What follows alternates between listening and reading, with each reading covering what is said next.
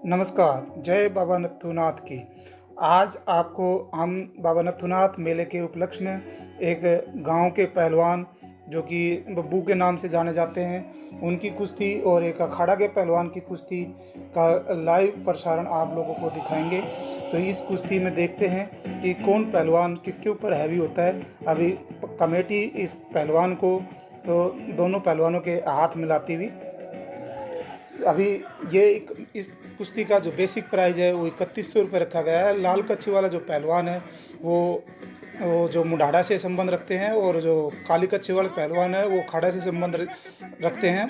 तो अभी एक गांव का पहलवान और एक अखाड़े के पहलवान के बीच कुश्ती चलती हुई इस कुश्ती का जो बेसिक प्राइस है वो 3100 रुपये रखा गया है। लेकिन इस कुश्ती का प्राइस अगर गांव का पहलवान जीतता है तो इस प्राइस को 3100 रुपये से बढ़ाकर गांव के जो दानवीर हैं वो अपनी तरफ से इसमें सहयोग देते हुए इस कुश्ती के जो बेसिक प्राइस है उसको और ऊपर ले जा सकते हैं। यानी कि ये कुश्ती अगर गांव का पहलवान जीतता है तो तकरीबन 10 से 15 हज़ार के बीच में पहुंचने का अनुमान लगाया जा रहा है। और गांव के पहलवान अखाड़े के पहलवान पर पकड़ हासिल करते हुए मजबूती से पेश आते हुए अखाड़े का पहलवान नीचे पकड़ छुड़ाते हुए, लेकिन गांव का पहलवान अभी अखाड़े के पहलवान पर भारी पड़ता हुआ।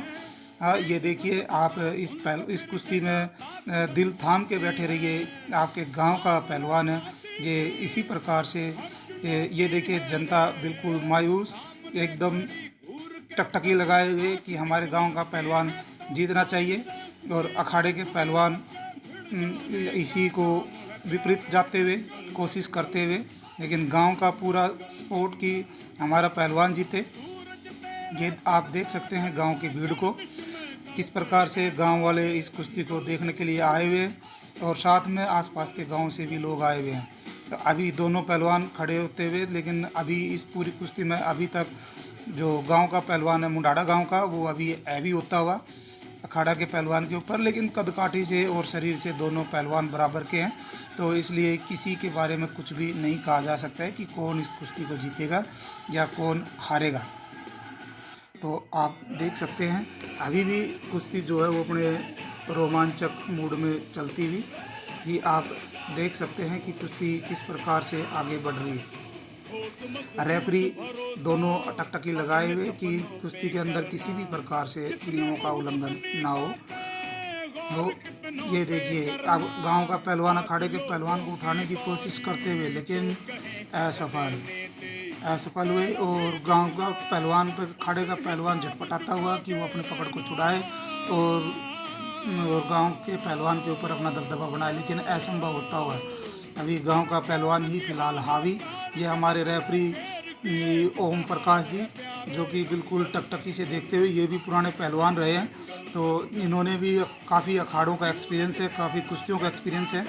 इसलिए रेफरी बहुत ही चुस्ती के साथ आगे भी निर्णय का रेफरी का जो निर्णय वो मान्य होगा।